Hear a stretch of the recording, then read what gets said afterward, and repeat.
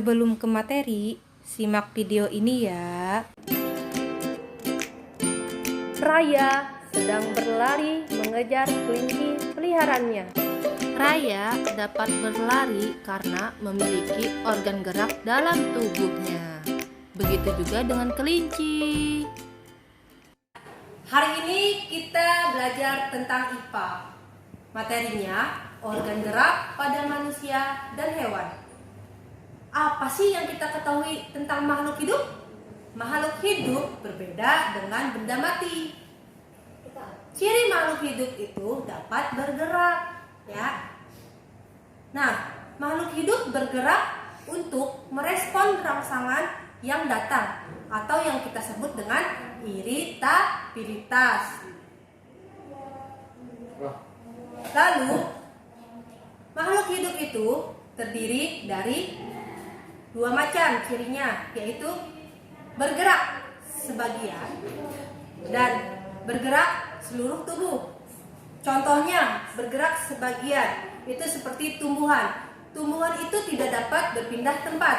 Misalnya ketika tumbuhan itu berbentuk kuncup, lalu perlahan-lahan menjadi mekar. Nah, berbeda dengan hewan dan manusia yang bisa berpindah tempat. Nah, ciri bergeraknya manusia, contohnya mengangguk dan menggeleng atau berpindah tempat. Hewan pada umumnya bergerak sesuai dengan tempat hidupnya atau tempat habitatnya. Contohnya, hewan di darat bergerak dengan cara berlari, berjalan, merayap. Ya, contohnya seperti kucing, ya kan? Kuda atau kambing. Lalu hewan yang bergerak di udara yaitu burung, memakai cara sayap untuk terbang, ya. Lalu hewan yang bergerak di air, contohnya ikan yang menggunakan siripnya untuk berenang. Oke? Organ gerak manusia dan hewan memiliki kesamaan. Alat-alat gerak yang digunakan manusia dan hewan ada dua macam, yaitu yang pertama alat gerak pasif berupa tulang. Yang kedua, alat gerak aktif berupa otot. Kedua alat gerak ini bekerja sama dalam melakukan pergerakan.